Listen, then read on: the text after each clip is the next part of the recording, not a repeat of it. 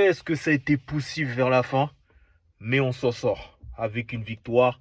1-0 de la République démocratique du Congo, signé Théo Messi. Théo Messi. Théo Messi. Théo Messi. Théo Messi. Théo Messi. Mais avant ça, je vous dis bien évidemment bonjour, j'espère que vous allez bien. Si vous n'allez pas bien, dites-vous que demain est un autre jour, voire même mieux, 2026 sera ton année par rapport à 2025 qui a été peut-être un peu compliqué pour toi. Donc revenons sur ce match de la République démocratique du Congo qui s'est déroulé tout à l'heure et qu'on a tous suivi pour ceux qui le pouvaient à la télévision ou sur nos téléphones ou voire même dans les dartiers auprès des écrans parce qu'il y a la mise en place de l'abonnement Bensport pour la compétition de la CAN 2025 au Maroc.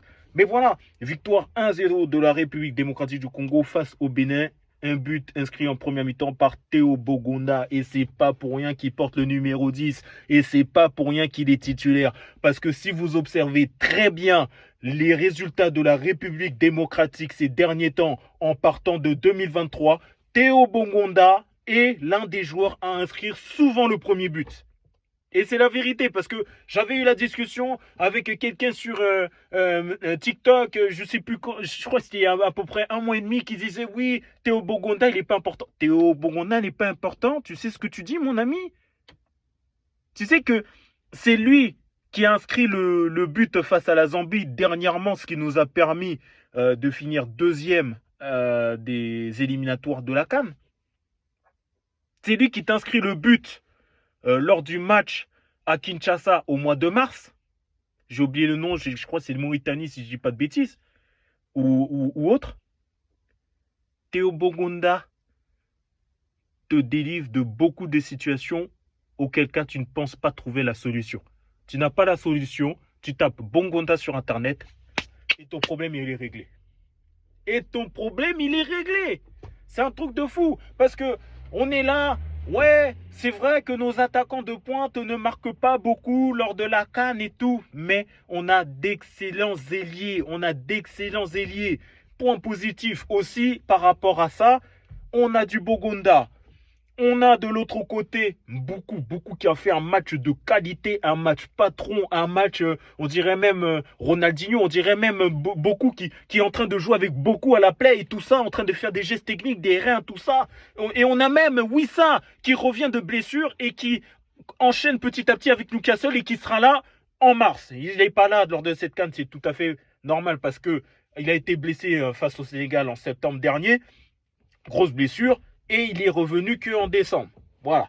Donc, le point le plus avantageux de cette République démocratique du Congo, c'est qu'on a des ailiers de qualité, des ailiers 10 sur 10. Vraiment des gens avec lesquels tu te dis, ah ouais, il peut se passer quelque chose. Une percée, des petits ponts, des slaloms, des coups du foulard même, et tout ce que vous voulez, tout.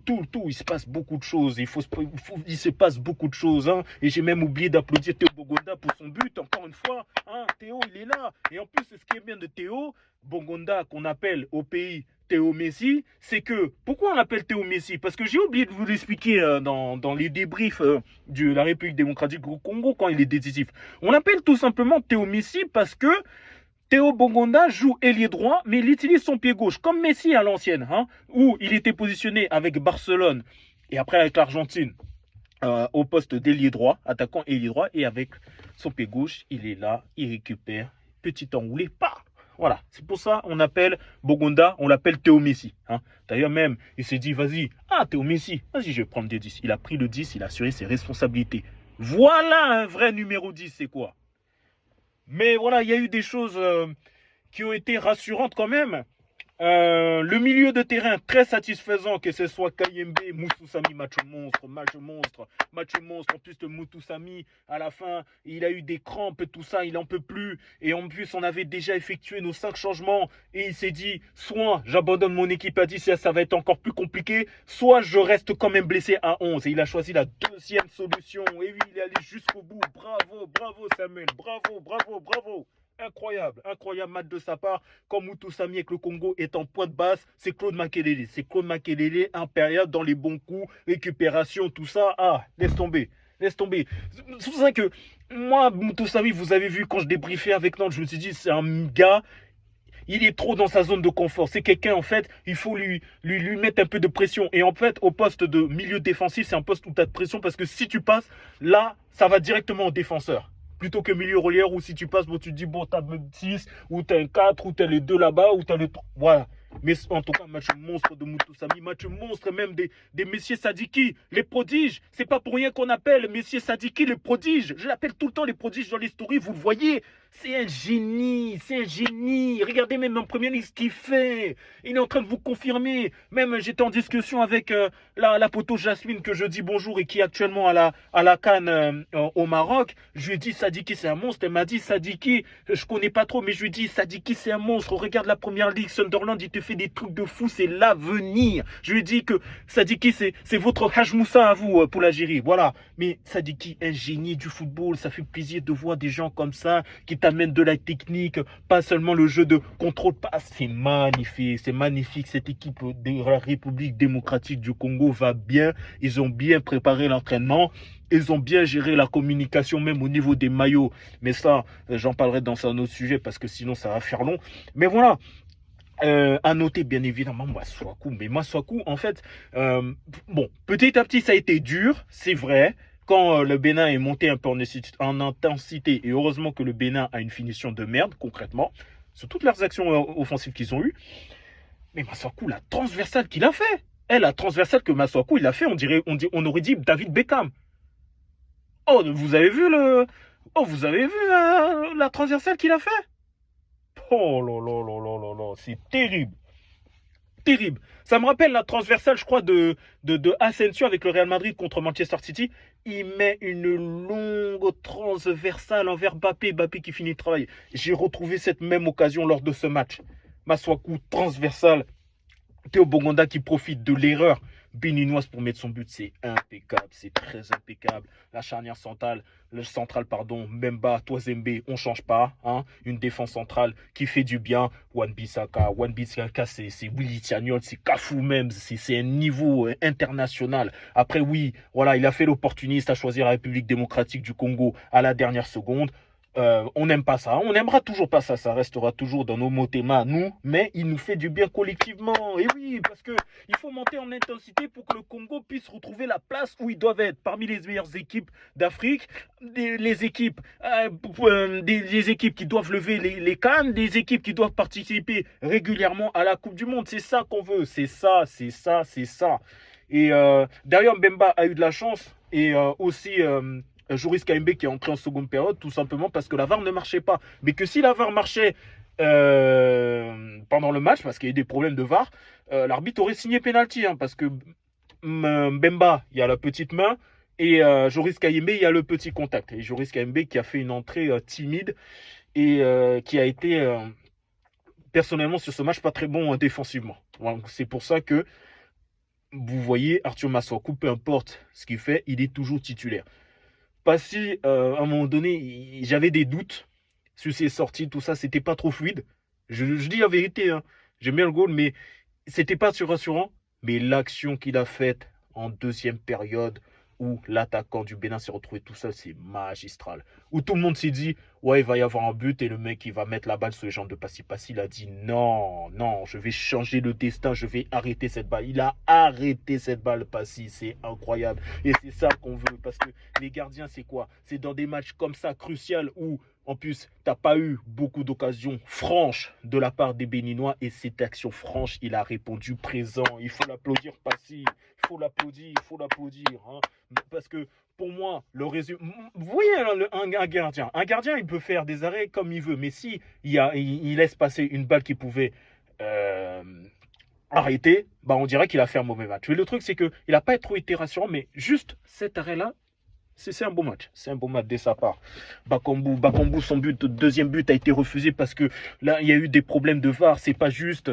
C'est même cet arbitre a semblé bizarre. Même le coup là que l'arrière droit du Bénin met à Sadiki, ça c'est carton jaune. Il l'a pas sorti. Il a mis des cartons jaunes à Edo Kayembe. Il a mis des cartons jaunes à Moutou Sami. Il a mis des cartons jaunes à Bakambu. Il aurait même pu mettre carton jaune à tous les supporters congolais dont nous à la télé, alors qu'on n'a rien fait. Cet arbitre est méchant. Il va payer les conséquences plus tard. Vous verrez, il ira pas loin dans cette canne, lui. Il ira pas loin. Il ira pas loin. Mais en dehors de cette action-là, Bakambu, le face-à-face, tu dois le mettre tout le temps. Tu dois le mettre tout le temps. C'est pas normal. C'est pas normal que tu l'aies raté. Et même sur le terrain, première mi-temps, on a retrouvé même le Bakambu de la CAN 2024. Chose que tu ne dois pas faire. Tu dois relever le niveau, marquer. Après, oui, en dehors du but qui a été malheureusement refusé, tu as eu une occasion franche tout seul. Moi, je me suis dit, il va la mettre direct. Il est en confiance. Normalement, tout attaquant, il enroule. Mais toi, tu as voulu mettre dans la droite du... Non, erreur à pas fait. C'est pour ça que le gardien l'a arrêté. Parce qu'il savait. Il savait. Jusqu'à même le gardien béninois, quand il a vu que Bakambu, il a tiré à sa droite, il s'est dit, oh ouais, incroyable, alléluia. Mais voilà, Bakambu, on attend beaucoup de toi. On a été de renouveau sympa parce que voilà, ça peut arriver qu'un attaquant fasse des cannes où il ne marque pas. On a vu que lors de ce début de saison, t'es mieux, tu remarques même face des Sénégal. Mais lors de cette canne-là, il faut marquer. La question même que tous les Congolais se poseront durant cette canne, à partir de ce match, c'est de savoir est-ce que Bakambu va marquer lors de cette canne, oui ou non. À toi, pardon, de nous mettre d'accord et de nous dire, oui, il a marqué dans cette LANA, on va un peu le laisser tranquille. Parce que le problème, c'est que si tu ne marques pas, on va se dire, ah ben voilà, c'est comme la CAN 2024, en bac, il est fini, tout ça. Sauf que tu n'es pas fini. Moi, je crois en toi. Tu vas marquer lors du prochain match qui est face au Sénégal. Et tu vas marquer face au petit poussé là, que le Sénégal va affronter dans quelques minutes, dans 8 minutes, là, à 16h pile. Voilà. Donc, après, il y a eu l'entrée des Mayele très intéressante en termes de gestion. C'est pas pour rien qu'il est le meilleur africain du championnat africain. Quoi encore, Sienga, je crois de mémoire. J'essaie de retenir un peu les noms. Il aurait pu faire de meilleurs choix, mais bon, c'est pas grave, il apprend encore. Mais voilà, on voit que le groupe va bien, on voit que il n'y a pas eu cet esprit de supériorité, il y a eu de l'humble. Il y a eu de l'humble, la RDC est devenue humble. Et c'est ça qu'il faut reconnaître par-dessus ce match. Donc, prochain rendez-vous face au Sénégal. Analysez les choses qui ont été faites lors du match à Kin qu'on a perdu 3-2 face au Sénégal alors qu'on menait 2-0 pour ne pas les répéter lors de cette CAN-là. Si vous prenez un point face au Sénégal, c'est quasiment la qualification. J'ai bien dit quasiment. Quand je dis quasiment, c'est que c'est pas qualifié encore. Hein, d'accord?